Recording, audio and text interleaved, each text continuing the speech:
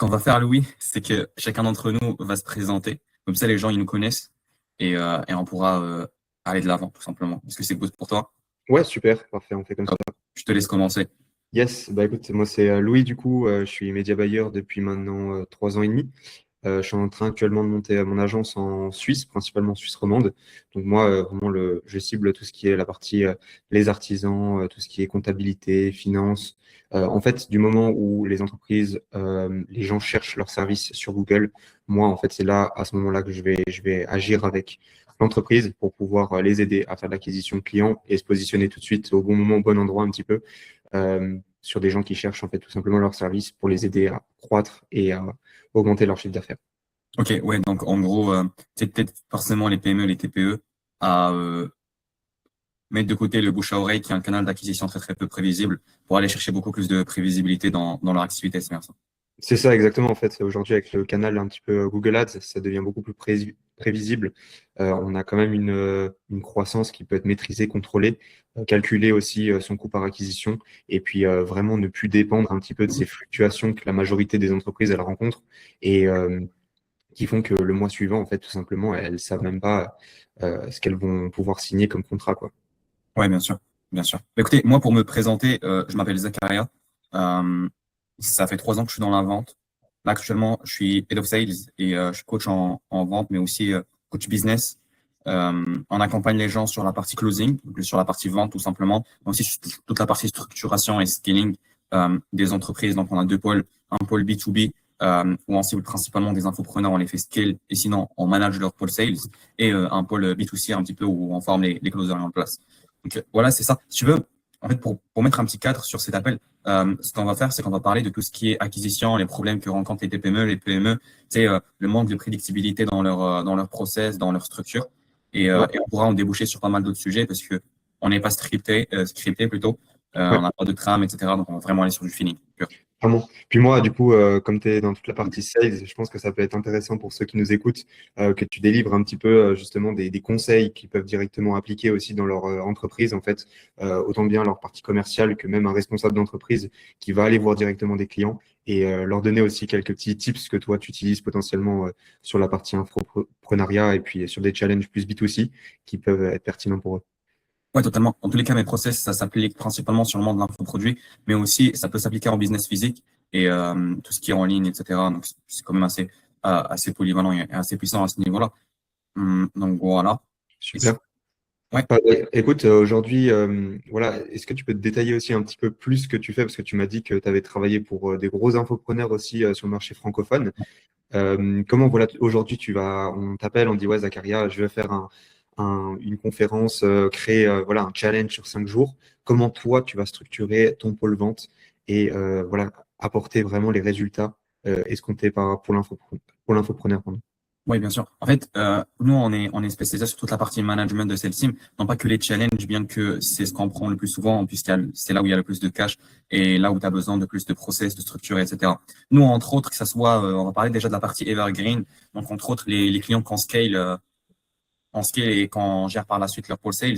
Ce qu'on fait, c'est qu'on fait déjà un audit du client en question. On comprend tout son écosystème, le persona, comment ça fonctionne. On a des dashboards, on a des process assez détaillés pour avoir un maximum d'informations sur le business en question de la personne. Ensuite, on voit les points forts, les axes d'amélioration, ce qu'on peut mettre en place pour faire que on avance beaucoup plus rapidement. Et du moment où ça s'est fait, on met en place des process, des SOP, des structures et des stratégies commerciales avant même de recruter pour déjà préparer la machine et que la machine soit prête comme ça, lorsqu'on recrute, c'est déjà good. Le closer ou le setter a juste à commencer à bosser et les résultats vont être prédictibles. Du moment où cette partie-là est faite, on commence directement la partie recrutement pure.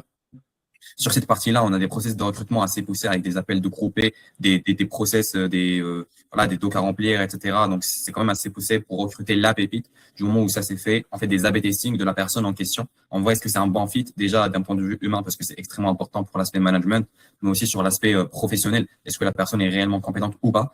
Et du moment où ça s'est fait, la structure est déjà mise en place. Les process sont là, les sales sont là. Là, il reste plus que commencer à bosser réellement, commencer à manager et on va dire, ajuster le tir au fur et à mesure parce que voilà, on améliore toujours les process, on améliore toujours les SOP pour aller chercher un maximum de résultats. Donc, c'est vraiment ce qu'on met en place.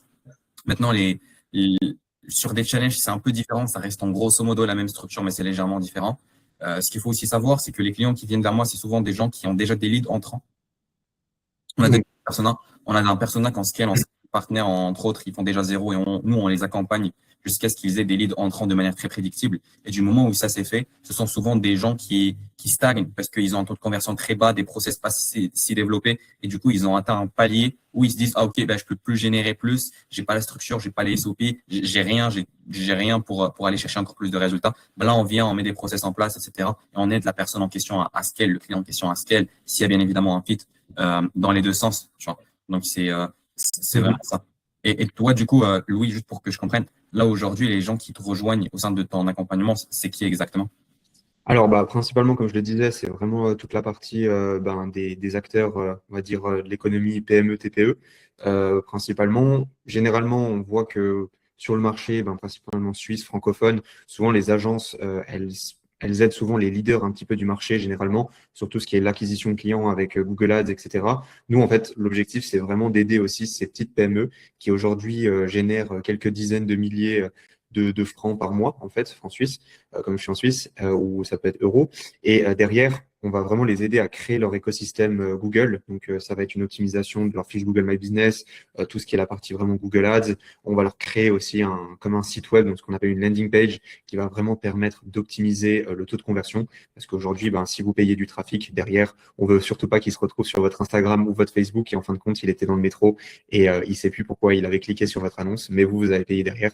Donc, c'est vraiment ça tout l'objectif de créer vraiment cet écosystème et puis toute la remontée de données aussi qu'on voit pas généralement derrière, qui va vraiment permettre de créer voilà, cette acquisition contrôlée, maîtrisée sur 4 à 6 mois, parce que bien sûr, c'est un petit peu comme monter une entreprise, mais sur la partie ads, ça marche pas du jour au lendemain. Parfois, on a des belles surprises, mais d'un autre côté, parfois, ça prend un peu plus de temps. Il y a beaucoup de choses à réajuster, comprendre aussi le marché, parfois la localisation où on va publier les campagnes. Donc voilà, tout un travail qu'on fournit vraiment en done for you à n'importe quelle entreprise où on voit une potentielle opportunité avec des gens aujourd'hui sur Google qui cherchent leurs services.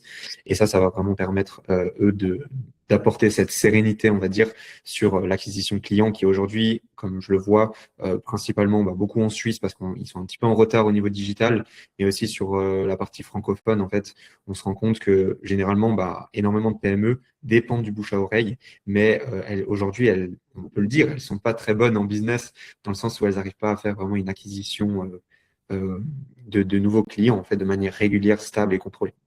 OK. OK, je vois. Et du coup, qu'est-ce qui fait selon toi que, tu sais, parce que on sait que le Google Ads, c'est l'un des canaux d'acquisition les plus prédictibles dans le marché. Et dans tous les cas, la Ads reste l'un des canaux d'acquisition les plus prédictibles. On peut dire tout ce qu'on veut. On peut dire que la Ads, ça fonctionne pas. On peut dire que, ouais, la Ads, tu peux perdre, etc. Mais, tu sais, ça reste quand même un investissement. Tu es un entrepreneur, donc tu te dois de prendre des risques. Et c'est ce qui fait que tu vas atteindre des résultats. Donc, si aujourd'hui, tu veux te reposer sur tes lauriers et te dire, OK, j'investis pas en Ads parce que ça me fait trop peur, tu vas jamais arriver en toute transparence. Qu'est-ce qui fait selon toi que malgré le fait que la ad soit réellement un moteur extrêmement puissant, extrêmement prévisible, les infopreneurs ou même les entrepreneurs TPE, PME décident de pas investir dans ce canal d'acquisition? Alors ça, c'est une très bonne question et c'est un petit peu tout le temps le nerf de la guerre que j'ai durant les appels avec les entreprises pour justement leur montrer les opportunités qu'il y a sur leur marché. Je pense aussi déjà que ça vient principalement du marché. Il y a eu une grosse mode il y a 2, 3 ans de toute la partie SMMA, donc tout le monde crée un petit peu leur agence n'importe comment. Voilà, ils avaient 2, 3 mois, même pas de compétences en fait dans un domaine. Ils faisaient un peu des SEO, de ads, ils voyaient ce que ça fonctionnait. Ils essayaient de vendre n'importe quel service. Et il y a vraiment du coup ce marché-là. Et puis surtout, les acteurs qui, eux, ont dépensé surtout beaucoup d'argent pour mettre en place ces choses-là avec ces, en quelque sorte, novices, et ils ont perdu énormément confiance justement dans surtout le ads, parce que, enfin toute la partie ads, parce que comme c'était calculable, beaucoup de gens se sont dit, c'est une belle niche, on y va, les entreprises en ont besoin, et on a perdu toute crédibilité, nous aussi, les experts qui sont depuis un moment là-dedans, parce que un petit peu le marché a été entaché par cette vague de mode où n'importe qui lançait n'importe quoi. Donc voilà, aujourd'hui, c'est pour ça qu'on va vraiment aider à recréer une éducation, on va dire, et redonner envie aux PME de directement réinvestir dans du ads. C'est pour ça que Nous, à chaque fois qu'on fait un appel avec une entreprise, on va venir vraiment avec des ressources chiffrées basées sur leur marché local, les opportunités qu'elles peuvent aller chercher, le budget qu'elles ont à allouer, les résultats aussi que nous, on a obtenus avec différents autres clients dans leurs niches qui sont plus ou moins proches, parfois même la même niche, mais juste un marché différent. Donc voilà, on essaie vraiment de les rassurer au maximum, de montrer notre expertise, surtout ce qu'on met en place et voilà, leur prouver que ça marche, quoi. Ouais, bien sûr, bien sûr. Mhm. Ok. Et toi, du coup, Zacharia, j'avais une question un petit peu. Est-ce que tu as un peu une anecdote où tu as, justement eu voilà, aussi une expérience B2B, justement, dans tout ce qui est sales et closing, ou tu es resté principalement dans le B2C directement? Oui, on a accompagné des personnes sur la partie B2B, parce que c'est quand même une grosse part de marché qui est assez puissante. Certes, le style de closing, il est légèrement différent, ça reste des humains derrière l'écran, mais on a accompagné pas mal de personnes à ce niveau-là sur cette même niche. Mhm. Et moi-même, j'ai même fait du closing, j'ai même fait du setting sur le B2B quand j'étais setter et closer. C'est euh, c'est vraiment ça. D'accord. Ok. Et du coup, c'est un petit peu drôle, on dirait pas comme ça, mais Zacharia, toi, du coup, tu as 17 ans, Ouais, tu fais déjà plusieurs milliers d'euros par mois. Tout simplement, c'est quoi un petit peu ton parcours? Tu m'as dit que tu as commencé à 15 ans. 12 ans. Ouais, J'ai 12 ans. j'ai fait mes premiers revenus à 15 ans, je dirais, mais j'ai Wow, commencé à l'âge de ouais. 12 ans. Moi, je vais au Pokémon. Honnêtement, qu'est-ce qui, toi, t'as déclenché ça en toi et qui t'a dit, oh, il faut que j'aille dans la partie vente, sales? Bah écoute, à 12 ans, j'étais pas dans la sales, j'étais dans le dropshipping, business en ligne, dans le style des ventes de produits digitaux, etc. Et j'ai fait pas mal de business, ça n'a pas fonctionné autant que tel parce que je bossais, mais j'étais pas accompagné. Et ça, c'est le truc qui est assez puissant et que les gens n'utilisent pas, c'est que moi, j'ai galéré pendant 4 ans parce que j'étais pas, plutôt 3 ans parce que j'étais pas accompagné, j'avais personne qui était derrière moi pour me dire qu'est-ce qu'il faut faire. Donc j'ai fait des erreurs qui m'ont coûté beaucoup d'argent. Et j'ai su à un moment donné que si j'investissais pas en moi, je pouvais jamais réussir. Et non pas parce que tu investis une fois en toi que c'est bon, t'as craqué le game, c'est qu'il faut investir plusieurs fois et à plusieurs reprises pour enfin aller chercher des objectifs. Et du coup, moi, c'est ce que j'ai décidé de faire. J'ai décidé de prendre un prêt. J'ai prêté de l'argent et j'ai investi en moi au sein d'un premier accompagnement qui était, je crois, 2005. Ensuite, j'ai réinvesti en moi chez pas mal d'autres infopreneurs pour monter en compétences, notamment en closing et surtout cette partie-là, sales, et enfin aller chercher des objectifs. Mais moi, je le savais dès le début, fallait que je sois libre financièrement, géographiquement, etc. Et c'est ce qui fait qu'aujourd'hui, j'atteins les dizaines de milliers d'euros par mois de manière assez prédictible et sans forcément travailler 5-6 heures par jour. Donc c'est vraiment ça. Maintenant, toi, Louis, tu sais, t'as des freelances qui sont des concurrents, entre guillemets, avec toi dans le marché. Tu sais, c'est des gens qui se sont lancés, qui baissent un petit peu leur prix, qui font que le marché il casse un peu. Mhm. Euh, c'est quoi réellement la différence, on va dire, entre un freelance qui s'est lancé de son côté il y a 2 mois et une vraie agence qui s'est lancée il y a plusieurs années, qui a réellement des vrais résultats? Ouais, bien sûr. Ben déjà, tout simplement, il y a les résultats clients qui, eux, ne mentent pas, en fait. Sur une agence où vraiment un expert là-dedans, il va pouvoir vraiment montrer en fait des résultats qu'il a apportés directement de manière chiffrée aussi pour un montant investi et puis un montant qui a été encaissé par l'entreprise directement.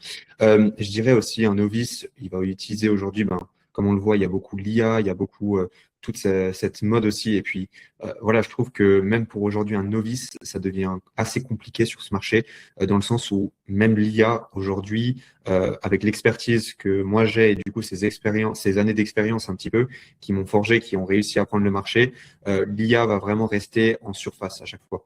Elle connaît pas le marché local, elle connaît pas l'entreprise, elle connaît pas bien le service, même les processus commerciaux. Donc, elle va juste conseiller peut-être ce freelance novice quand il va envoyer lancer une pub, mais derrière, il n'y aura pas d'optimisation. Lancer une campagne sur Google Ads, c'est simple, tout le monde peut le faire en soi, mais aujourd'hui, la piloter pour que dans 6 mois, elle soit complètement autonome et qu'elle génère des clients de manière stable, contrôlée, c'est complètement différent en fait. Parce que aujourd'hui, Google Ads, en fait, c'est pas tout simplement lancer une campagne, c'est vraiment piloter l'algorithme. C'est comme un petit peu un avion, on décolle avec l'avion. Potentiellement, tout le monde sait mettre les gaz et puis tirer sur le levier, mais en l'air, il faut savoir vraiment stabiliser son avion et puis le faire planer. Voilà, on peut passer au-dessus des orages, en dessous. Donc, c'est vraiment un petit peu cette analogie qui est souvent reprise, mais c'est vraiment ça. C'est aujourd'hui, un expert va savoir vraiment piloter et puis sur plusieurs mois pour garantir presque des résultats en fait. C'est pour ça que nous aussi, on a une garantie qui est très très forte d'ailleurs pour nos clients. C'est que lorsqu'on lance un accompagnement sur 6 mois avec eux, nous, on a l'habitude de partir généralement sur 6 mois, comme je le disais, parce que aujourd'hui, l'algorithme prend du temps à s'éduquer. C'est pour ça que nous, il faut vraiment qu'on vous accompagne sur cette période de temps. Et puis, en plus de ça, on va garantir que si on vous génère aucun lead, aucune demande qualifiée sur les 2 premiers mois, on vous rembourse tout simplement le coût de l'accompagnement. Ce qui nous est complètement jamais arrivé après plus d'une vingtaine de clients. Donc voilà, c'est pour ça qu'on est vraiment sûr. Et je pense aussi que c'est ça qui va vraiment différencier un novice. Et puis en plus de ça, peut-être même des agences qui ont des départements qui gèrent des ads, mais des personnes qui sont pas assez compétentes et elles peuvent pas aujourd'hui se permettre de proposer ce type de garantie. En tout cas, je sais que sur le marché suisse, on est les seuls à proposer une garantie comme ça qui diminue aussi énormément le risque que l'entreprise va prendre. Et voilà, on sait qu'aujourd'hui, on est tous des entrepreneurs, on gère tous une entreprise. On sait que l'entrepreneuriat, c'est égal au risque, c'est la définition même. Mais voilà, derrière nous, on essaye vraiment de contrôler au maximum et de calculer tout ça pour limiter cette prise de risque, ou du moins la calculer le plus possible. Oui, bien sûr. Pour rebondir par rapport à l'IA, en fait, dis-toi, c'est exactement la même chose. T'as qu'à demander à ChatGPT de te faire un script de vente. C'est un niveau tellement débutant. C'est beaucoup dans la justification, etc. Donc moi, c'est, j'ai déjà vu voir à quoi ressemblaient les scripts de ChatGPT et honnêtement, ce script-là, tu vas même pas close à 5% ou quoi. C'est très, très, très, très nul. Alors, je me doute que c'est exactement la même chose voilà, en termes de media buying, parce qu'il y a aussi une partie copyright, une partie humain, une partie création, tu sais, Complètement. tout ça. Et ça, malheureusement, l'IA n'est pas aujourd'hui assez développée pour pouvoir aller chercher ces types d'objectifs, tu vois, et aller chercher ce type de performance-là. Euh, pour Ouais, rebondir sur le fait que faut prendre des risques pour pouvoir se lancer, c'est sur tous les aspects, faut investir en ads, quitte à perdre. Tu sais, il y a 1% de perte. c'est ça. Mais genre aujourd'hui, est-ce que les gens ils sont prêts à prendre peut-être bosser avec toi, prendre 1% de risque que ça floppe et voire 2% et 99% de chances que ça explose. Et sur les 2%, il peut totalement perdre tout son argent. Mais là, Mhm. aujourd'hui, est-ce qu'il est prêt réellement à prendre le risque pour vouloir changer les choses? C'est ça la Bah, vraie question qu'il faut se poser à un moment donné. clairement. En tout cas, c'est moi ce que j'essaie vraiment de montrer aux entrepreneurs, des responsables d'entreprise, de PME, justement, sur le marché. C'est que, allez, aujourd'hui, on va dire, une entreprise, il faut qu'elle investisse en moyenne 1000 francs suisses par mois, c'est à peu près 1100 euros, sur 6 mois. Donc, ça va faire à peu près 6000 euros. Pour une entreprise qui génère déjà, on va dire, quelques demandes de devis, etc., par mois, c'est sur 6 mois, 1000 euros, c'est pas énorme. Donc, en soi, aujourd'hui, est-ce que vous avez plus à perdre? Je leur dis directement en dépensant 1000 francs par mois, mais en ayant potentiellement le potentiel d'aller chercher entre 8 et 10 000 francs. Donc, généralement, nous, ce qu'on a comme performance, c'est entre x4 et puis x10. Parfois, c'est plus. Voilà. Donc, si ça marche pas, le coût est beaucoup plus faible que si ça marche. En fait, les opportunités sont bien plus grandes. Et en fin de compte, sur 6 mois, on arrive vite à 50, 100 000 de chiffre d'affaires pour vraiment parfois des services qui chiffrent beaucoup. Donc voilà, j'essaie vraiment de faire aussi, de leur montrer la balance perte et gain. Et elle penche vraiment sur la partie gain complètement. Donc, Ouais. c'est pour ça. Mais du coup, aujourd'hui, si par exemple quelqu'un, même ça peut être on va dire une personne, un commercial qui voudrait potentiellement rejoindre aussi, parce que toi tu fais tout ce qui est accompagnement, closing, aussi bien du coup en B2C, je sais principalement en B2C, mais aussi en B2B. Qu'est-ce qu'il a concrètement avec toi? Parce que tu m'avais dit que c'est un accompagnement sur 4 mois. Voilà, c'est quoi les objectifs qu'il va réussir à atteindre après cet accompagnement avec toi? Alors, nous, en toute transparence, au sein de notre accompagnement, on a une vision totalement différente de la vision du marché français qu'a du closing, puisque nous, avant tout, on sait qu'un être humain a plusieurs choses. Il y a une partie visible, donc ce qu'il te dit, une partie invisible, son subconscient, etc. Malheureusement, là, aujourd'hui, que ce soit sur le marché français, je ne sais pas trop sur le marché US, ce que je sais, c'est qu'on est sur le marché français, la mentalité des Français est différente des US. Donc, on sait qu'aujourd'hui, la plupart des gens dans le marché français, la plupart des coachs se concentrent sur le fait de trouver un script magique, de trouver une phrase à sortir magique, de se baser sur ce qu'il te dit et après lui répondre, etc. Ce qui est puis bien évidemment. Maintenant, ce qu'il faut savoir, c'est que ça constitue 1%. C'est la partie visible. C'est le fait de réciter des paroles. Moi, aujourd'hui, ce que j'apprends réellement aux gens, c'est déjà d'apprendre cette partie visible parce que c'est extrêmement important, c'est la compétence pure. Mais aussi, on a une grosse partie invisible de psychologie pure afin de comprendre directement pendant l'appel de closing l'aspect, la personnalité, le profil psychologique de la personne. Et spoiler, tout le monde n'est pas closable de la même manière. Tu vois, c'est pas de la même manière que je vais close par exemple un dirigeant de PME qui a peut-être 50 salariés, c'est pas la même chose. Je vais pas closer de la même manière. Un autre garçon de peut-être 17 ans, 18 ans qui est étudiant, c'est pas du tout le même style de closing. Il y a 7 milliards d'humains dans la planète, donc c'est totalement différent. Donc nous aujourd'hui, on se concentre vraiment sur cette partie énergétique, cette partie compréhension psychologique pour réellement comprendre la personne qui est devant toi en call et pouvoir la close de façon à ce qu'il n'y ait pas de remboursement, à ce que la personne ait réellement confiance en toi. Et nous, c'est ce qui nous permet d'avoir, avec nos élèves, des taux de closing avoisinant les 50, 60, voire 70%, en tout cas pour les meilleurs, mais voilà, et plus autour des 50%. Et ça, c'est juste la compréhension humaine pure. On n'est pas là en train de réciter des scripts. Certes, il y a des stratégies, il y a des techniques à utiliser. On ne va pas réinventer non plus la roue.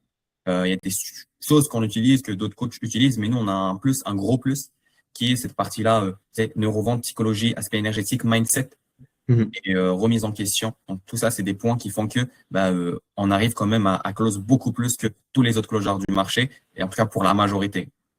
Ok, d'accord. Donc toi, tu as principalement aussi on va dire des closers, des personnes qui veulent devenir closers sur la partie francophone, alors du coup. Ouais, c'est principalement, on n'accompagne pas sur la partie anglophone pour la simple et bonne raison que moi, j'ai jamais fait de closing sur la partie anglophone, quoique j'ai déjà fait du porte-à-porte ici au Canada, etc. Mais j'ai jamais fait ça, mais en plus de ça, je suis pas bon en anglais. Donc, Oui. impossible pour moi d'accord. Donc vraiment, c'est ça. On a principalement des francophones, soit des Français, des gens qui parlent tout simplement français, aussi des Canadiens. On avait pas mal de personnes en appel de closing au sein de mon accompagnement qui étaient canadiens. Et c'est ça principalement. On a aussi une communauté d'à peu près 800 personnes. On partage des offres de closing, de setting, je partage de la valeur par vocal, etc. Donc c'est vraiment ça. Tu crées en même temps en fait une très grande communauté qui va te permettre par la suite d'activer des leviers, enfin trouver les meilleurs du marché, quoi.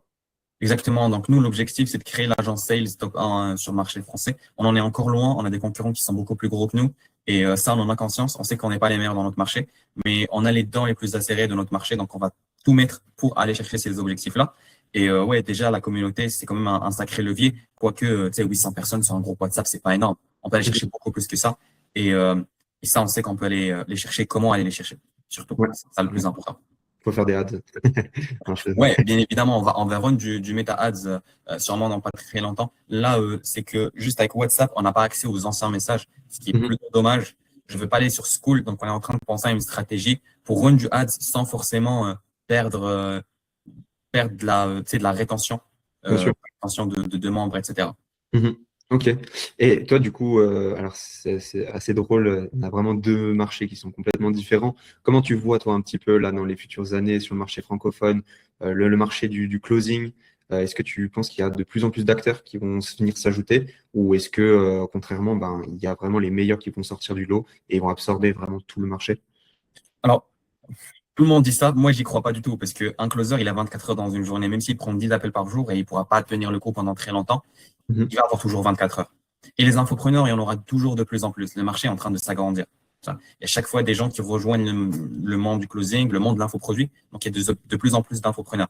Maintenant, ce qui est sûr, c'est que il y a des closers qui vont jamais faire d'argent. Parce qu'il y a juste beaucoup trop de demandes que d'offres. Et ça, c'est bien. Dans le marché du closing, on a un cercle extrêmement fermé.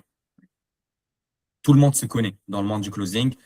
Tu sais, tous les dog sales se connaissent entre eux, tous les closers se connaissent entre eux, quelle histoire plutôt connue. Et là, du moment où tu rentres dans ce cercle, tu fais de l'argent assez facilement, en guillemets. Mais du moment où tu es en dehors de ce cercle parce que tu n'es pas compétent, parce que tu n'as pas un réseau ou parce que X, Y chose, parce que tu n'as pas décidé d'investir en toi, ça va être très, très compliqué. C'est comme la traversée du désert et la rue est vers l'or. En soi, à la fin, tu trouves des mines d'or, etc. C'est un peu ça. Ça peut paraître vendeur de rêve. Je dis pas qu'un closer, c'est gagner 10K par mois de manière assez facile. Mais un closer, ça peut travailler de partout dans le monde, gagner 3-4K de manière assez prédictible. Pas facile. Faut du travail derrière, mais de manière assez prédictible. Ça, c'est clairement sûr. Et toi, comment est-ce que je te retourne tout simplement la question? Eh ben, écoute, tu parles en termes de performance du coup, ou plus comment je vois le marché Ouais, genre, est-ce qu'il y aura des dominants dans votre marché du Google Ads? Est-ce que les PME vont être beaucoup plus aware pour acheter tu sais, des accompagnements d'une partie de Done4You pour investir au sein de leurs écosystèmes? Comment est-ce que tu vois la chose? Est-ce que ça va plus aussi, il y aura aussi des PME qui vont rentrer un petit peu dans le monde de l'infoproduit, entre guillemets? Comment est-ce que tu vois la chose toi? Eh ben écoute, je dirais que c'est une bonne question. Ça va plus dépendre du marché aujourd'hui parce que même si on est dans le marché francophone, chaque marché n'a pas la même maturité, tout simplement. Moi qui suis basé en Suisse aujourd'hui, je vois qu'il y a quand même un sacré retard comparé à la France, dans le sens où aujourd'hui les agences en France sont plus avancées. Elles vont plus facilement créer du contenu, délivrer de la valeur, avoir des stratégies déjà un petit peu plus proches des US, en fait, tout simplement. Beaucoup plus de concurrents, d'acteurs. Et je vois que aussi la Suisse est un peu plus en retrait, un peu plus conservateur, en fait, dans un sens. Donc, ça va vraiment dépendre du marché. Moi, je vois aujourd'hui que tout simplement sur le marché suisse, très peu d'agences, en tout cas, créent du contenu de manière régulière, vont vraiment délivrer de la valeur organique, en fait, tout simplement, faire des podcasts, augmenter leur visibilité, montrer leur expertise. Et aujourd'hui, pour moi, clairement, ce qui va différencier une agence lambda ou un novice d'une personne, d'une agence qui va être très avancée, c'est ce qu'elle délivre, les résultats qu'elle montre en fait tout simplement sur leur compte de réseaux sociaux, YouTube. Voilà comment aussi ils aident concrètement les entreprises parce que aujourd'hui c'est démontré hein, psychologiquement, toi tu le sais bien aussi, plus une personne passe de temps avec toi, même si c'est de manière indirecte et elle regarde justement des formats longs que tu fais, et ben ça crée déjà psychologiquement une certaine confiance en fait que tu n'as pas chez une agence où tu vas prendre un rendez-vous, tu sais même pas qui c'est que tu vas avoir en face justement quand tu vas faire un appel et on va te proposer un appel, enfin une offre à 10 000, 15 000 sur 6 mois et puis même pas de garantie, même pas de résultat. Donc voilà, je pense que vraiment les leaders de demain vont être aujourd'hui ceux qui vont vraiment démontrer leur expertise et puis montrer les résultats, être le plus transparent possible tout simplement et vont obtenir la meilleure visibilité. Tout ça, ça va simplement créer de la confiance pour tous les futurs clients, acteurs qui voudront se faire accompagner. Ok, ok. Donc aujourd'hui, comme tu le dis, plus le marché avance, plus les gens sont éduqués et Mhm. plus les gens sont méfiants aussi, dans le sens où ils vont pas acheter sur une ads comme ça a été le cas en 2018. Tu jumps sur un appel, tu payes 15 000, 20 000 euros en ads. Les gens se sont fait scammer plusieurs fois et du coup, c'est plus ce qui va arriver. C'est bien ça. C'est ça exactement. Surtout voilà sur des marchés qui sont très concurrentiels. Aujourd'hui, celui-là, on va dire, qui met en place des choses qui sortent du lot aujourd'hui, qui se démarquent du marché, c'est vraiment lui qui va aller chercher les meilleures performances et devenir clairement le leader du marché. Absorber aussi les parts de marché des autres acteurs qui, eux, restent soit un petit peu sur leur laurier, en fait. Elles ont leurs clients, elles n'ont pas vraiment besoin de plus. Et en fin de compte, à la fin, on se rend compte qu'il y a des clients qui étaient chez une agence, qui viennent chez nous parfois parce que justement, ils n'ont pas les résultats attendus, ils sont tout juste flat en fait, tout simplement. Ils dégagent pas vraiment de bénéfices. Et nous, c'est complètement l'inverse. On va vraiment essayer de maximiser au mieux le budget que vous allez allouer. Vraiment, au début, c'est sûr qu'il y a toujours un petit peu de budget poubelle parce que on connaît pas forcément le marché local précis sur Google, mais derrière, on va vraiment allouer au mieux, désactiver ce qui fonctionne pas, réactiver ce qui fonctionne ou du moins allouer plus de budget là-dessus pour que vous ayez toujours les meilleurs résultats possibles. Ok. Voilà. Tu viens de parler de confiance, qui est un point extrêmement important. Mhm. Tu sais, il y a juste un an, tout le monde, il y avait pas mal de scammers, pas mal de vendeurs de tapis, etc. Et là, ce qu'on remarque, c'est que plus le marché devient éduqué, plus ces personnes-là coulent et de manière extrêmement rapide. Du coup, ce qui reste à la fin, c'est les gens qui délivrent réellement bien leurs clients. Parce qu'un client gagné, c'est 4 clients gagnés, quoi. Mhm. Un client satisfait, c'est 4 clients gagnés. Un client insatisfait, c'est potentiellement 12 clients perdus, beaucoup plus, parce Ouais. que ça joue sur ta réputation, etc. Donc, qu'est-ce que tu penses des acteurs du marché qui sont vraiment là pour ramasser un maximum d'argent, et ça, j'en vois tout le temps dans le monde de l'infoproduit, et après, qui coulent euh, aussi rapidement qu'ils sont remontés. Ouais, bien sûr. Bah, écoute, je dirais, ils l'ont un peu bien cherché dans le sens là, mais c'est un peu dommage, comme je le disais juste avant, parce que ça entache en fait le marché, notre réputation à nous, qui sommes des acteurs qui sont compétents en fait tout simplement et qui sont bien intentionnés pour aller aider ces entreprises qui aujourd'hui déjà dépensent énormément de temps dans leur entreprise, ils stressent, ils doivent payer les factures et en plus de ça, voilà, ils dépendent du bouche à oreille. Il y a tellement de fluctuations en fin de compte, nous, on essaye de venir avec une solution, je dis pas miracle parce que voilà, on est dans l'entrepreneuriat, mais de la plus calculée possible pour permettre de soulager ces entrepreneurs qui peut-être, ben, comme tu le dis, et toi tu as fait face aussi, c'est que pendant 3 4 ans, tu étais un peu livré à toi-même, tu te formais comme tu pouvais, et puis tu as appris sur le tas. Et puis aujourd'hui, ce que je vois, c'est que la majorité des dirigeants sont dans la même situation, ont besoin de se faire aider, mais voilà, ça a entaché toute leur confiance à force de prendre des accompagnements. Et c'est pour ça qu'aussi, même une agence aujourd'hui, un expert freelance, il va être considéré aussi comme un scammer parce que euh, voilà, il y a eu beaucoup trop d'histoires qui se sont mal terminées. Bien sûr, dans tous les cas, un freelance n'a pas de process de delivery. Mhm. En soi, par exemple, toi, au sein de ton agence, on a des process de delivery pour délivrer tes clients, des process d'acquisition pour acquérir les clients, de conversion, etc., qui fait que bah, chaque client qui rentre va sortir absolument avec des résultats. Et ça, c'est extrêmement puissant. Par contre, un freelance, bah, si par hasard il a 3 clients d'un coup, il ne saura pas comment forcément délivrer. Il C'est n'a ça. pas forcément les skills business pour pouvoir, on va dire, déléguer la partie delivery et être aussi performant que s'il était tout seul. Et, et, Complètement. et ça, aujourd'hui, une agence qui est réellement bien construite, elle a la capacité, bien qu'elle fait plus d'argent, bien qu'elle ait plus de clients, elle est largement en capacité de pouvoir délivrer beaucoup mieux qu'un freelance.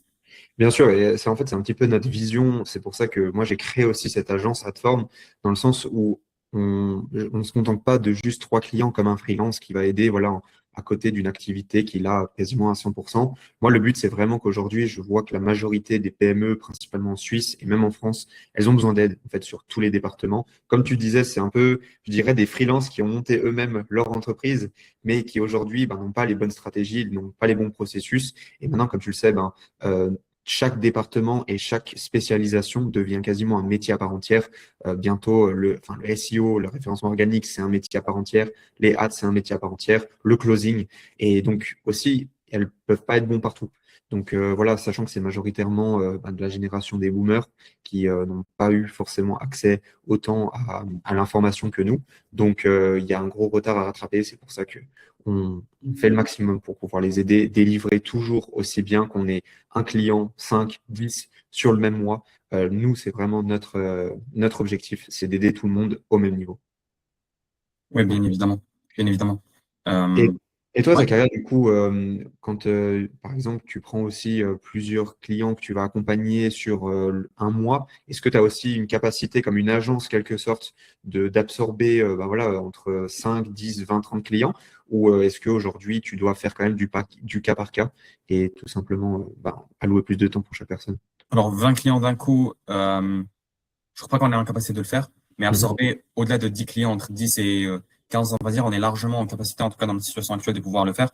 En soi, moi, pour t'expliquer mes process, j'ai un process déjà en termes d'acquisition et de conversion qui est assez poussé, dans le sens où on arrive à peu près à booker 1 à 2 calls par jour, ce qui n'est pas énorme, mais ça fait très peu de temps qu'on a lancé notre activité.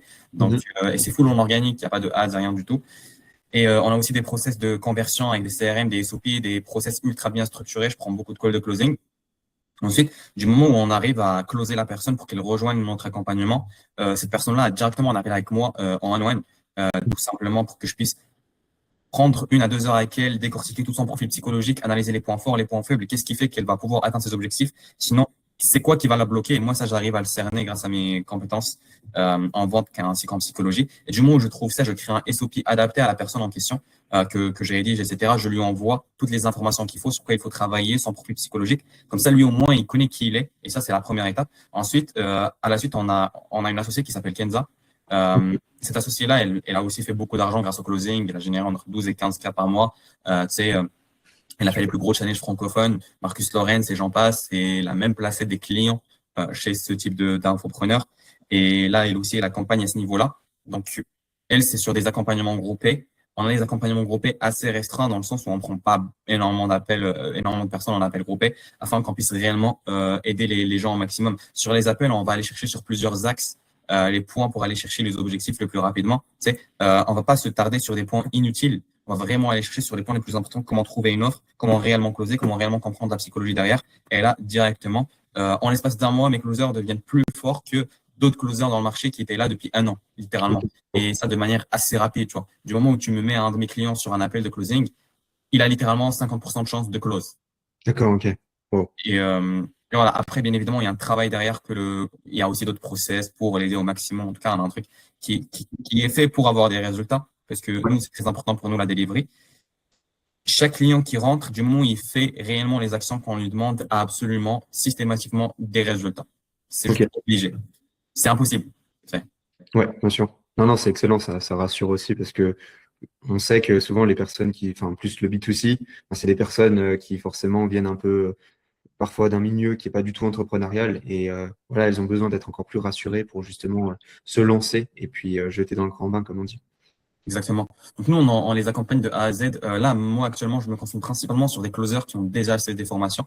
Mais Mhm. sinon, on peut aussi accompagner des closers débutants qui partent de zéro parce que ça change pas grand-chose. Vu que la plupart des closers qui ont acheté des formations ne sont pas bons en closing, c'est quasiment la même chose qu'un débutant. Ok. Donc, c'est ça. C'est vraiment Ok. les axes là où on joue le plus. Ouais. Et du coup, aujourd'hui, donc toi, tu accompagnes les personnes et après, tu vas mettre en place un système pour eux, leur trouver des opportunités en termes de closing. Comment ça se passe un petit peu? Tu as un réseau secondaire? Ouais, exactement. Donc, toutes les personnes, moi, j'ai un assez gros réseau, entre guillemets. Toutes les personnes qui rejoignent mon accompagnement ont accès à mon réseau et à celui de Kenza. Donc, on est deux. Et ça en priorité. Donc, dès qu'on a une mission de closing, qu'on peut placer un de nos clients directement prioritaire, que ce soit challenge ou autre. Déjà que moi, si je manage la sales team, je suis gagnant parce que mes closers que je fais vont toujours être plus forts que d'autres closers. C'est Mhm. systématique, c'est logique, c'est juste direct, tu vois. Ok. Donc moi déjà je suis gagnant à ce niveau-là, mais aussi parce que la personne m'a fait confiance. Mais en plus de ça, on essaie de leur trouver des offres dans le sens où on va aller chercher potentiellement des clients, on va les démarcher, mais aussi on va leur apprendre comment trouver une offre. Parce que c'est bien beau de lui trouver une offre et de le placer en l'espace de 3 mois, 4 mois d'accompagnement, mais dès qu'il finit, il a perdu son offre, il a plus d'accompagnement, on leur apprend réellement à trouver une offre. À ce niveau-là, sur leur marché, on a plusieurs stratégies, plusieurs process, à créer leur propre réseau, tu vois. Donc c'est un job à part entière d'être closer. Il faut être entrepreneur, donc il faut être en capacité d'avoir de l'acquisition d'infopreneurs Mhm. et de les convertir, mais aussi de bosser avec eux. Ça, c'est la partie délivrée. Donc, c'est exactement la même chose qu'un entrepreneur à part entière, tu vois. Bien sûr. Ouais, je vois. Tu les aides vraiment directement à pêcher au lieu de leur pêcher le poisson pour eux. Exactement. Après, bien évidemment, nous, on donne accès à notre réseau, donc ils ont accès aux personnes qu'on connaît, nous, personnellement, pour qu'ils puissent les aider tout simplement à trouver une mission. On essaie de les placer sur nos propres missions, nos propres challenges, des missions de collaborateurs. En tout cas, ils sont prioritaires sur tout notre pipe, sur toutes nos missions, entre guillemets.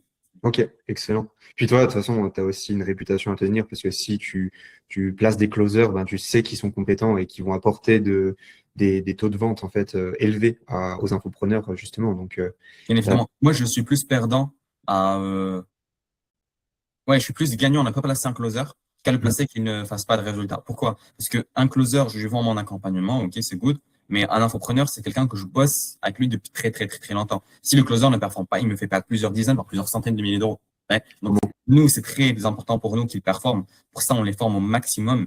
Et s'il ne fait rien, s'il ne se bouge pas, s'il n'applique pas, s'il devient jamais bon, il sera jamais placé. bien sûr, ouais, Et ouais, c'est tu aussi simple que sais, ça.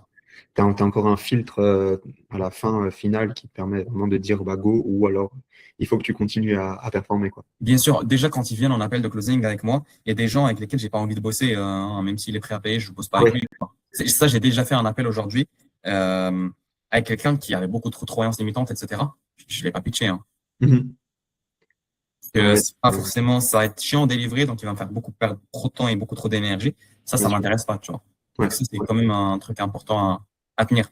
Mhm. Donc, ouais, une personne aujourd'hui, que ce soit même un commercial d'une entreprise ou tout simplement une personne qui veut se lancer dans le closing, il faut vraiment qu'elle montre plus aussi de la motivation pour rentrer dans ton accompagnement et une vision long terme plutôt que juste dire qu'il est simplement curieux et il veut juste voir comment ça se passe. Ouais, dans tous les cas, nous, on peut pas absorber plus qu'un certain nombre de clients, en tout cas pour l'instant. Et Bien moi, je sûr. veux pas accélérer la croissance trop rapidement que j'arrive à absorber 50 clients, mais derrière, la délivrer, elle est pourrie. Donc, je Mhm. préfère avoir moins de clients et délivrer mieux. Et pour ça, bah, moi, je veux beaucoup trop d'appels avec mes teams. J'ai beaucoup d'appels. C'est pas du tout un souci pour moi d'avoir des appels de closing des gens intéressés. Donc, dès que tu viens en call, bah, si t'es motivé, en tout cas. Sinon, tu sais, moi, ça change rien. Même si je close à hauteur sur mes calls de closing, je close à hauteur de 20% parce que je dégage la moitié des gens en call. Je suis très, très, très, très, très, très rentable et Mhm. j'arrive à remplir toutes les places de mon accompagnement. Donc, je suis Ouais. même obligé de refuser des gens. Tu sais. Ouais, c'est des bons problèmes quelque part, mais au moins tu garantis que ton accompagnement est excellent, quoi. Puis tu as les bonnes personnes avec toi. Ouais, exactement. Donc, nous, c'est des gens qu'on a vraiment triés, des gens de confiance, des gens qui sont très éthiques. Et ça, c'est extrêmement important pour nous. Donc, voilà. Toi, Louis, Mhm. quand tu as, tu sais, les clients que tu accompagnes, etc., c'est quoi un petit peu les croyances limitantes, les peurs qu'ils ont avant de te rejoindre? Alors, c'est une bonne question. Souvent, ça, on va dire que c'est un petit peu souvent les mêmes. Je dirais la première croyance limitante que j'ai généralement, ben, comme on le disait, c'est justement la perte de confiance avec ce canal d'acquisition et le marché qui a été entaché. Donc voilà, c'est généralement quand ils viennent en appel avec moi, ils ont déjà cette appréhension en disant que c'est pas possible aujourd'hui de mettre un système d'acquisition prévisible en place voilà, qui va permettre de stabiliser en fait leur chiffre d'affaires et permettre de croître. Pour eux, c'est vraiment, je leur vends du rêve. Et puis une fois que ben, je commence à leur montrer les résultats clients, les données que j'obtiens de Google directement basées avec nos performances, et ben, tout devient un peu plus logique. Et j'ai l'impression que ces barrières-là, elles s'effacent un petit peu plus. La deuxième grosse barrière qu'il y a, c'est, ben, comme on le dit souvent, la peur d'investir. Aujourd'hui, clairement, dans l'entrepreneuriat, on le voit tous, il faut donner pour recevoir, il faut se casser les dents. Je dis pas que du coup, on va, enfin, c'est bien d'investir, mais essayer de calculer le plus possible les risques. Donc, en tout cas, c'est ce que nous, on met en avant. Et puis, une autre croyance limitante qu'il y a généralement, c'est surtout aussi au niveau du business model un petit peu du marché, dans le sens où si tout le monde fait on va dire, une rémunération, une facturation au mois, en fait, alors que c'est tout simplement le même prix. Hein. Sur 6 mois, c'est à peu près 4 000, 5 000, ça peut monter plus haut en fonction des services, enfin, de l'accompagnement. Voilà, tous les entrepreneurs préfèrent généralement avoir une facturation mensuelle, mais aujourd'hui, en tant qu'agence, je vois que généralement, nous, on a tout de suite une équipe qu'on va placer, on va délivrer au mieux. Et c'est pour ça que généralement, on n'a pas aussi le même business model que tous, la majorité des freelances, mais on a encore plus de chances de garantir des résultats parce que voilà, on a tous les processus en place, les résultats clients. Et voilà, il y a toujours un petit peu cette barrière de, tu sais, de l'investissement. Voilà, aujourd'hui, c'est un peu la mode sur le marché de l'high ticket, mais il y a une raison aussi pour ça, c'est que nous, ça va nous permettre dans un sens, hein, déjà de pouvoir payer, de mieux rémunérer nos équipes, donc d'attirer directement les meilleurs talents, en fait, qui aujourd'hui vont fournir encore plus de résultats. Et puis, ben, ça va pérenniser aussi, nous, notre entreprise, qui va permettre de continuer à former nos équipes, réinvestir dans des outils encore plus performants pour rester leader du marché, parce qu'on sait tous, le digital et puis surtout la partie ads, c'est quelque chose qui évolue très rapidement. Donc, nous, on ne peut pas se permettre aujourd'hui de faire des petites facturations mensuelles comme un simple freelance. Aujourd'hui, nous, si vous travaillez avec nous, on y va tout de suite. C'est voilà, c'est un passage à l'action. C'est certes, ça peut faire un peu peur au début, mais en tout cas, nous, on met le maximum de chances de notre côté pour que vous ayez les résultats escomptés. Bien sûr, dans tous les cas, si le client n'est pas prêt à se challenger, Mhm. comment il serait prêt à challenger son client? Bien sûr, ouais. Si lui-même il est prêt à se dire ouais, moi je mets carte sur table et je mets lock-in, et ben, comment tu vas pouvoir le faire quand tu auras un prospect avec toi en call, tout C'est simplement. clair, Et clairement. c'est des croyances limitantes qui vont directement impacter ton closing parce que ouais, tu closes des clients que tu as avec toi en appel de closing et tu pourras jamais les close. Si toi aujourd'hui tu n'es pas prêt à payer en one shot, tous tes clients vont te payer en plusieurs fois parce que c'est ton mindset et t'attires les personnes qui te ressemblent, tout simplement. Bien sûr. Tu attires un petit peu ce que tu reflètes. Hein. C'est vraiment juste. Hein. Toi, tu le sais mieux que moi. Mais c'est pas une phrase bateau, en tout cas. Non, clairement pas, hein. Ça marche très très bien. Et dans Mhm. tous les cas, reste qu'à voir les gens qui ont le plus investi en eux, ce sont les gens qui font le plus d'argent. Ceux qui ont investi une fois et qui disent ouais, c'est bon, j'ai le secret, j'ai c'est bon, j'ai trouvé le trésor, ils restent toujours bloqués à des niveaux de revenus très très bas. Et ceux qui Mhm. hésitent à investir une, deux, trois fois en eux, de mettre bloquer, de se challenger, de prendre des décisions qui font peur, comme ce que font leurs prospects, ceux-là arrivent réellement à avoir des résultats. Ouais, clairement. Et je rebondis sur ça, j'avais vu une phrase, c'était assez drôle. C'était justement, elle disait, si dans 6 mois, vous ressentez pas que les 6 derniers mois, vous étiez nul parce que vous avez appris tellement de choses sur ces 6 mois, que chaque 6 mois, en fait, vous évoluez tellement vite que, en fin de compte, si vous n'êtes pas dans cette situation-là, vous n'allez pas avancer. Donc aujourd'hui, dans l'entrepreneuriat, il faut pouvoir investir, il faut pouvoir, enfin, votre entreprise, elle dépend de vous. Donc si vous n'avez pas le bon mindset et vous vous reposez toujours dans votre zone de confort, tout simplement, vous allez aller nulle part. Exactement. Et Mhm. faut absolument se challenger, prendre des décisions qui font peur pour aller chercher des objectifs. C'est comme un saut au parachute. Tu sais, au début, c'était là, tu dis est-ce que je vais sauter? Plus t'attends, plus tu auras peur. Et Bien plus tu as sûr. peur, moins tu vas sauter. Et si tu sautes jamais, rien ne va changer. Spoiler, tu vas toujours rester dans la même situation. J'ai des gens en appel avec moi, ça fait 4, 5, 6 mois, 10 mois qui sont dans la même situation. Ils sont toujours en train de se bullshit, de dire, ah oui, non, mais ça va venir. Ça va jamais venir. Non, Les c'est 3 sûr, derniers mois vont être comme les prochains. Et spoiler, ça va jamais changer parce que tu t'es pas challengé. clairement. Et c'est une peur, et c'est une peur, c'est une croyance limitante. C'est comme quand ton prospect te dit, oui, tu sais, je dois y réfléchir. Ben, là, t'es chaud, tu vas sortir du call, il y a la petite peur qui va venir, qui va te donner des excuses pour pas passer à l'action. Tu sais, on peut trouver 1 million d'excuses pour pas passer à l'action. Clairement. Ça c'est ultra easy.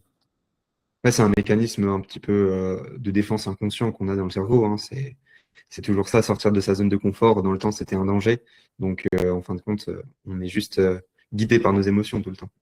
Ouais, donc on est tous des humains, à un moment donné, il faut se dire, ok, t'as peur, je comprends que t'aies peur et que j'ai peur, s'il n'y a pas de souci, j'ai peur, ben, je passe quand même à l'action. Je suis Mhm, un entrepreneur. Si tu veux pas passer à l'action, bosse pour quelqu'un, y a pas de souci, bien va sûr. se payer. Tu n'auras pas ta liberté, mais tu peux pas avoir le beurre et l'argent du beurre. C'est des risques et c'est le risque qu'il faut prendre. Clairement. Ouais, bien sûr. Si t'es pas prêt à donner, tu recevras jamais en conséquence. Mais parfois, juste de donner, on peut récupérer x10, x100, et bien plus. Donc, les meilleurs entrepreneurs aujourd'hui, ils l'ont compris, hein. Tu vois, les leaders du marché, même dans le top, Elon Musk, etc., c'est des personnes, elles réinvestissent constamment. C'est elles ont compris ça très tôt. Donc, elles en sont là aujourd'hui parce qu'elles ont compris ce système. Bien sûr, dans tous les cas, tu sais, si tu vois un truc, c'est que les gens qui se bougent, les gens qui investissent en eux 1, 2, 3, 10 fois, elles prennent la vie, elles prennent la vie comme un jeu, entre guillemets. Et quand tu prends la vie comme un jeu, tu es extrêmement détaché. Déjà, spoiler, elle a extrêmement de compétences parce qu'elle a investi à fond sur elle. Tu sais. En plus de Ouais. ça, elle n'est pas attachée à l'argent. Ou même, je vois des gens, ils sont là, prêts à investir en immobilier et pas prêts à investir en eux-mêmes. Donc, tu crois plus en une pierre que en toi. C'est vrai que ça n'a pas de sens dit comme ça, c'est clair. Sinon, ils sont prêts à investir en bourse. Tu préfères plus mettre ta confiance en des zéros et des 1 plutôt qu'en toi-même. Et ça, c'est aberrant. Et ça, c'est juste insane. Et la plupart des gens, ils font ça. Il y a des gens, ils ont 100 000 euros de côté, mais 100 000 euros de côté, ça va juste t'abouffer dans l'inflation. Va investir en toi, tu vas générer beaucoup plus. Mais 10 fois plus, 20 fois plus. Et en fin de compte, si du moment où tu veux passer et faire une action, que ce soit avec ton argent, avec autre, tu es obligé d'avoir des compétences. Sinon, tu vas jamais générer en quelque sorte plus que ce que tu as actuellement. Tu vas simplement perdre en fait. Exactement. Dans tous les cas, il n'y a aucun retour sur investissement aussi gros que sur l'investissement en toi. Quand tu investis en toi, tu peux faire un fois 200, fois 300, fois 500, fois 1000 en un mois.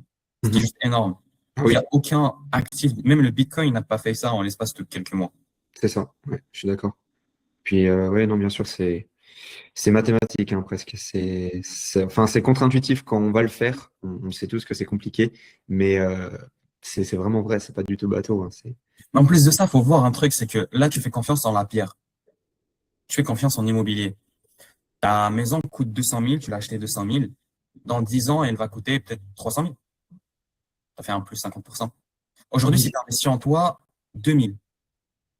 Dans 10 ans, tu vas faire quoi? Spoiler que l'accompagnement, il n'était pas excellent, tu as appris très peu de choses. Mais ce très peu de choses, tu t'es fait entre guillemets scammer, ce très peu de choses, comment ça va t'aider? Les gens, ils sont prêts à mettre leur argent dans une pierre et attendre X années, peut-être ça va se vendre, peut-être ça va pas se vendre parce qu'il va perdre la valeur, et pas investir en eux et attendre 2, 3 mois, 4 mois, 5 mois. Mhm. Ouais, et pour rester dans leur zone de confort. Mais je pense qu'il y a aussi un gros problème d'éducation. Alors, je mets un petit peu le marché francophone dans le même panier, mais voilà, la majorité des gens n'ont pas eu cette éducation. En fin de compte, un entrepreneur, cette éducation, il se la fait elle-même parce qu'il fait des erreurs et il comprend. Mais aujourd'hui, une personne qui va simplement trouver un travail, qu'est-ce qu'on lui dit? Gagne de l'argent. Et puis ensuite, tu investis, tu vas aller peut-être aller au mieux chercher des 7% par an, en fait. Et alors que si tu investis ce même argent sur toi, en un an, tu peux déjà faire ce que tu vas générer avec ton investissement en peut-être 5, 10 ans. Donc, il y a toujours un décalage qui est tellement aberrant que nous, en fait, on le conscientise en tant qu'entrepreneur. Mais une personne qui est voilà, dans sa routine de tous les jours, elle va vraiment avoir du mal à conscientiser ce gap, en fait. Parce que c'est quelque chose de pas palpable qu'elle ne peut pas matérialiser. Et en fin de compte, son cerveau le bloque, quoi. Exactement. Et ouais, c'est ça qui fait que les gens, ils sont très, très bloqués dans le marché français. C'est pour ça que le marché français ne se développe pas aussi rapidement que le marché US. Et c'est pour ça que les gens ne font pas d'argent tout court, tu vois. Mhm. Se plaindre, Ouais, c'est facile, mais passer à l'action, c'est beaucoup plus compliqué. c'est sûr. Et on va dépendre de personne pour pouvoir améliorer notre situation financière, parce que la majorité, je sais, en France, le font beaucoup. Donc, voilà, réveillez-vous. C'est pas, tu vas pas aller donner à des gens qui font de la crypto de l'argent et tu crois qu'il va, ça, non, pas des Non, trucs qui marchent. ça, c'est dans le pays des merveilles. Ouais, et ils sont prêts plus à faire ça qu'investir en eux.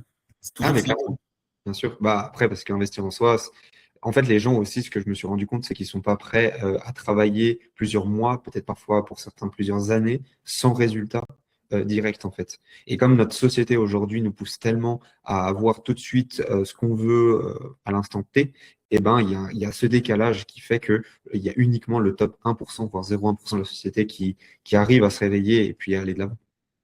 Bien sûr. Ouais. Mhm. Top. Je suis d'accord avec ça également.